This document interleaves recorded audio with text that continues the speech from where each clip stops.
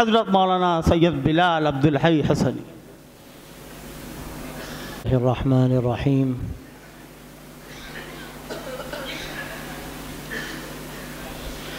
الحمد للہ رب العالمین، والصلاة والسلام على سید المرسلین وخاتم النبیین سیدنا ونبینا ومولانا محمد وعلى آلہ وصحبہ اجمعین وعلى من تبعهم بإحسان ودعا بدعوتهم إلى يوم الدين، أما بعد، فأعوذ بالله من الشيطان الرجيم. اليوم أكملت لكم دينكم وأتممت عليكم نعمتي ورضيت لكم الإسلام دينا. صدق الله العظيم. حضرات علماء کرام اور میرے محترم دینی اور ایمانی بھائیوں، آپ حضرات اس وقت جس حساس موضوع کو لے کر یہاں جمع ہوئے ہیں، شاید اس کی خطرناکی کا علم بہت سے لوگوں کو نہ ہو، اور جیسے کہ پہلے بات آئی کہ بہت سے لوگ ناموں سے بھی واقف نہ ہوں گے، لیکن کس طرح دبے پاؤں یہ فتنہ گھر گھر داخل ہو رہا ہے، اس کا اندازہ اکثر علماء کو ہوگا، اور کہیں نہ کہیں سب کو اس کا سابقہ پڑا ہوگا، اور کس طرح تعویلیں آدمی کرتا ہے اور عقل ان تعویلوں کی طرف لے جاتی ہے، حیرت ہوتی ہے۔ میرا بھی ایک اتفاق ہوا، ایک بڑا نوجوان جو دیکھنے میں بڑا صالح تھا، لوگ لے کر آئے، ان کے والد بڑے دیندار، کہ یہ شکیل بن حنیف کو مانتا ہے اور کسی صورت سے بدلنے کے لیے تیار نہیں ہے، آپ کچھ سمجھا دیجئے اس کو۔ ہم نے صرف ایک بات اس سے کہی کہ حدیثوں میں آتا ہے کہ مہدی جو آئیں گے ان کا نام محمد ہوگا اور ان کے والد کا نام عبداللہ ہوگا، تو عجیب تعویل کی اس نے، کہنے لگا کہ ان کا نام بھی محمد ہی ہے، شکیل تو عرفیت ہے، اور ہم نے کہا ان کے والد کا نام عبداللہ ہوگا، تو کہ حنیف کے معنی عبداللہ ہی کے آتے ہیں۔ تو اس وقت حیرت ہوئی کہ کس طرح آدمی عقل تعویل کی طرف لے جاتی ہے اس کی، اور آدمی سوچتا نہیں کہ ہم کیا کہہ رہے ہیں۔ یہ مسائل اس طرح کے ہمیں مختلف جگہوں پر نظر آتے ہیں، تو اگر پہلے سے ہمیں واقفیت ہو تو ہم بہت سے فتنوں سے بچ سکتے ہیں، اس لیے اس کی بڑی ضرورت ہے۔ اور واقعہ یہ ہے کہ اللہ تبارک و تعالیٰ نے ہمیں جو دین عطا فرمایا ہے، یہ ایک مکمل دین ہے، جس میں عقائد بھی ہیں اور اعمال بھی ہیں۔ آدمی اگر ان بنیادی عقائد سے واقف ہے تو اس کا امکان کم سے کم ہوتا ہے کہ وہ بہک جائے یا غلط راستے پر پڑ جائے، یا کوئی اس کو اپنے ساتھ دے کر چلا جائے اور اس کو احساس بھی نہ ہو۔ لیکن اگر کوئی واقف نہیں ہے تو اس کا بہت خطرہ ہوتا ہے کہ کوئی اس کو کسی بھی طریقے پر بہلا پھسلا کر اپنے ساتھ لے جائے اور اس کو اندازہ بھی نہ ہو کہ ہم کدھر جا رہے ہیں اور منزل کس طرح ہم اپنی کھوٹی کر رہے ہیں۔ تو ایک بنیادی بات یہ ہے کہ اللہ تبارک و تعالیٰ نے دین کو مکمل فرمایا، اس نعمت کو اللہ نے تمام کیا، اسلام کو اللہ تبارک و تعالیٰ نے قیامت تک کے لیے منتخب کیا، اور اسلام کی جو تعلیمات ہیں حضور اقدس صلی اللہ علیہ وسلم نے واضح طریقے پر بیان فرما دی کہ لیلھا کنہارھا،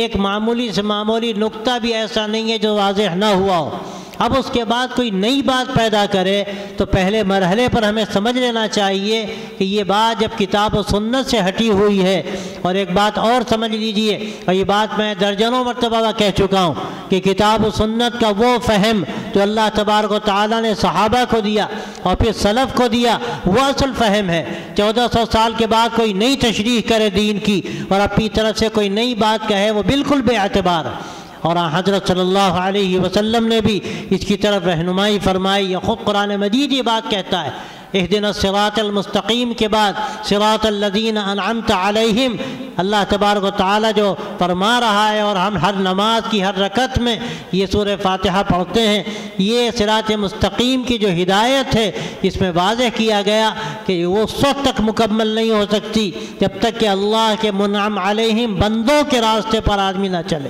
جب تک کہ اس راستے کو اختیار نہ کرے۔ دین کو جس طرح سلف نے سمجھا اور اس کی ترجمانی کی اور قیامت تک یہ نظام جاری رہے گا، اس کے مطابق دین کو سمجھنا۔ کوئی نیا آدمی کھڑا ہو جائے، کوئی بڑی سے بڑی کرامت کا وہ اظہار کرے، ہوا میں اڑے یا پانی میں چلے یا کچھ بھی کرے، لیکن یاد رکھیے کہ وہ فراڈی ہے، وہ کذاب و دجال ہے۔ اگر وہ اللہ کے دین سے ہٹا ہوا ہے، آپ صلی اللہ علیہ وسلم کی وہ تعلیمات یہ جن کو سلف نے پیش کیا وہ اس سے ہٹا ہوا ہے، تو یاد رکھیے کہ وہ آپ کو غلط راستے کی طرف لے جا رہا ہے۔ تو یہ جو آیت شریفہ ہے اس میں ہمیں پورا پیغام دیا گیا۔ اللہ تبارک و تعالیٰ اس میں فرماتا ہے کہ الیوم اکملت لکم دینکم، کہ آج میں نے تمہارا دین تم پر مکمل کر دیا، واتممت علیکم نعمتی، اور تم پر اپنی نعمت کو تمام کر دیا، ورضیت لکم الاسلام دینا، اور اسلام کو بحیثیت دین کے تمہارے لیے پسند کر لیا، طے کر دیا۔ اس سے ہٹ کر کوئی بھی چیز اگر آتی ہے، وہ کتنی خوبصورت ہو، وہ کتنا ہی دل کو موہ لینے والی ہو، کتنا ہی دماغ اس کی تائید کرتا ہو اور دل مائل ہوتا ہو، لیکن اگر کوئی چیز کتاب و سنت سے ہٹی ہوئی ہے اور کتاب و سنت کی اس تشریح سے ہٹی ہوئی ہے جو تشریح ہمارے سلف نے کی ہے، تو یاد رکھیے کہ وہ گمراہی کی طرف لے جانے والی ہے۔ اور ایسے کتنے لوگ پیدا ہوئے جنہوں نے مختلف موقعوں پر گمراہ کیا امت کو، اور حدیث میں حضرت صلی اللہ علیہ وسلم نے اشارہ فرمایا بلکہ صراحت فرمائی کہ اس امت میں بڑی تعداد میں کذاب پیدا ہوں گے، دجال پیدا ہوں گے، امت کو غلط راستے پر لے جانے والے پیدا ہوں گے، اور ان کے ساتھ وہ ساری چیزیں ہوں گی کہ جس کے نتیجے میں آدمی متاثر ہوتا ہے۔ میسمرزم کیا ہے؟ آدمی اس کے ذریعے سے بھی اثر ڈالتا ہے۔ یہ غلام محمد قادیانی کے بارے میں لوگوں نے بتایا، اس نے یہ فن سیکھا تھا اور وہ اس کے ذریعے سے اثر ڈالتا تھا۔ حضرت مولانا شاہ عبد القادر رائے پوری رحمۃ اللہ علیہ جیسا شیخ وہ خود کہتے تھے کہ میں وہاں کشمیر گیا تو اس زمانے میں حکیم نور الدین جو غلام محمد قادیانی کا پہلا خلیفہ تھا وہ موجود تھا وہاں پر۔ وہ کہتے ہیں میں اس کے پاس گیا، لیکن عجیب بات ہے وہ لا الہ الا انت سبحانک انی کنت من الظالمین اس درد کے ساتھ پڑھتا تھا کہ لگتا تھا کلیجہ منہ کو آ جائے۔ اور حضرت کہتے ہیں کہ اگر میں نے حضرت گنگوہی کو نہ دیکھا ہوتا اور حضرت شاہ عبد الرحیم رائے پوری کو نہ دیکھا ہوتا تو اس کا ڈر تھا کہ میں فتنے میں پڑ جاتا، لیکن میرے سامنے ان حضرات کی صورتیں تھیں اور دل کہتا تھا کہ یہ غلط ہو یا صحیح ہو، لیکن وہ حضرات غلط نہیں ہو سکتے۔ اللہ نے بچایا ان کو۔ یاد رکھیے کوئی روئے یا رلائے، کوئی آپ کو ایسے طریقے سے آپ کو متاثر کرے کہ آپ اس کی ظاہری دینداری سے متاثر ہو جائیں، بلکہ آپ کو یہ لگے کوئی دل کو چیر رہا ہے، آج دل پر اثر انداز ہو رہا ہے، دل پر تیشے چلا رہا ہے، اور آپ محسوس کریں کہ پوری طرح دل مائل ہے۔ لیکن یاد رکھیے اگر کتاب و سنت کے مطابق اس کی بات نہیں ہے، اور پھر میں کہتا ہوں کہ کتاب و سنت کی وہ تشریح جو سلف نے کی ہے اس کے مطابق اس کی بات نہیں ہے، تو وہ کذاب و گمراہ کرنے والا ایک انسان ہے جو آدمی کو فریفتہ کر رہا ہے اپنے میسمرزم سے یا اپنے ان دجالی طریقوں سے جو آج دنیا میں رائج ہیں۔ وہ ظاہری طریقے بھی لوگ اختیار کرتے ہیں اور جادو ٹونا بھی کرتے ہیں اور طرح طرح کی شکلیں ایسی اختیار کرتے ہیں کہ دیکھنے والا ایسی غلطی میں پڑ جاتا ہے کہ وہ سمجھ نہیں پاتا کہ ہم آخر کس کے ساتھ جا رہے ہیں۔ جو بات کہی گئی کہ اس وقت شکیل بن حی کے ماننے والے، اگلی صفوں میں نمازیں پڑھنے والے، خوب اہتمام سے پاکی کا مظاہرہ کرنے والے، اور ہو سکتا ہے کہیں رونے اور رلانے والے، اور کبھی اپنی باتوں سے اثر انداز ہونے والے ایسے ہوں کہ بیچارے سیدھے سادے لوگ کیا جانے، وہ تو کسی کو بھی دیکھیں کوئی دینی بات کرے، کوئی ظاہری طور پر زیادہ ایمانی شکلیں اختیار کرتا ہو، ان کے مظاہرہ کرتا ہو، آدمی متاثر ہو جاتا ہے۔ تو یاد رکھیے یہ چیزیں ہرگز معیار نہیں ہیں۔ معیار کتاب و سنت، معیار کتاب و سنت ہے، اور معیار کتاب و سنت کی وہ تشریح ہے جو صحابہ نے کی اور سلف نے کی۔ اگر ہم نے یہ چیز کو مضبوطی سے تھام لیا تو یاد رکھیے آپ کہیں گمراہ نہیں ہو سکتے۔ لیکن اگر خدا نخواستہ ہم کہیں متاثر ہو گئے اس کو کہا جاتا ہے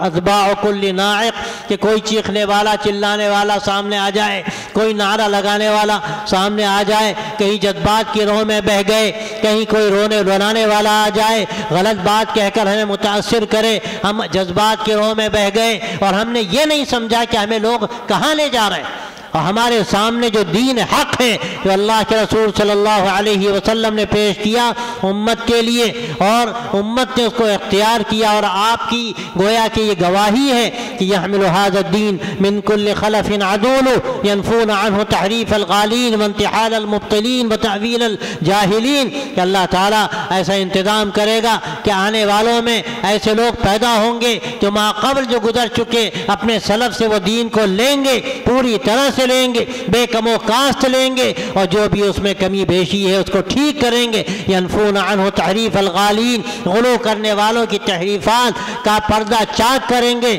اسی طرح تأویل المبطلین و تأویل الجاہلین وانتحال المبطلین کے الفاظ ہیں، باطل پرستوں نے اس میں جو رد و قدح کی ہے، اس میں کمی بیشی کی ہے، اس کو چاک کریں گے، ختم کر دیں گے۔ اور اسی طرح جاہلوں کی تعویلات، یہ جاہلوں کی تعویلات نہیں تو اور کیا ہیں، جو یہ کہے کہ محمد بن شکیل، یہ محمد شکیل جو ہے اس کا نام محمد ہے اور شکیل نام نہیں ہے، اس لیے وہ مہدی ہے۔ آدمی جب تعویلیں کرنے آتا ہے اور عقلیں اس طرف جاتی ہیں تو آدمی بھول جاتا ہے کہ ہم کیا کہہ رہے ہیں اور اس کا نتیجہ کیا ہوگا۔ اس لیے آپ یاد رکھیں کہ ان باتوں سے کبھی متاثر نہ ہوں، آپ اپنے علماء سے رابطہ رکھیں، جو علماء اہل حق نے جو بات کہی گئی وہ 100% صحیح ہے۔ اس وقت کا سب سے بڑا فتنہ اور ساری دنیا کا فتنہ، کوئی برطانیہ سے بول رہا ہے، کوئی امریکہ سے بول رہا ہے، کوئی دوسرے ملکوں سے، یہ جدید جو وسائل ہیں ان وسائل کو اختیار کر کے اپنی بات کہہ رہا ہے، لیکن کیا کہہ رہا ہے؟ لوگ علماء سے کاٹنا چاہتے ہیں، علماء اہل حق سے کاٹنا چاہتے ہیں۔ بس یہ ایک ایسا سرا ہے، اگر ہم نے اپنی خدا نخواستہ ڈور کو کاٹ دیا اور رابطے کو اپنے کمزور کر لیا ان علماء سے، تو کون ہمیں کدھر لے جائے گا؟ پھر ہماری کوئی ضمانت نہیں، ہماری حفاظت کی کوئی ضمانت نہیں۔ اس لیے آپ اور جو علماء اہل حق ہیں جن کو آپ جانتے ہیں، جو اس وقت کے معروف ادارے ہیں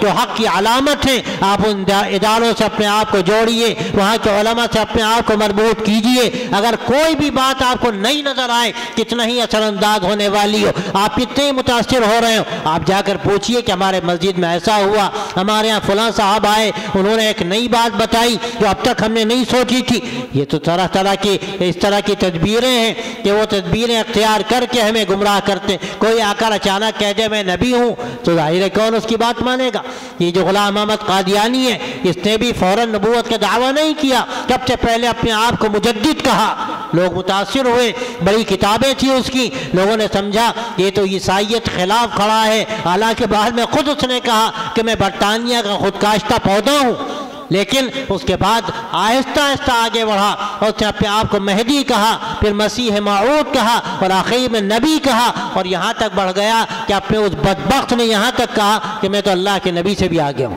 یہ آدمی جب تدریج سے چلتا ہے تو دماغ بعض مرتبہ صحیح کام نہیں کرتا، آدمی متاثر ہوتا ہے، جو سننے والا ہے اس پر وہ چیز اثر کرتی، اور خاص طور سے اگر اس کے پاس کچھ ایسے اسباب و وسائل ہیں جن سے وہ اثر انداز ہو سکتا ہے، چاہے وہ زبان کی طاقت ہو، چاہے وہ قلم کی طاقت ہو، چاہے وہ کسی جادو کی طاقت ہو، میسمرزم کی طاقت ہو، یا اور فنکاری ہو۔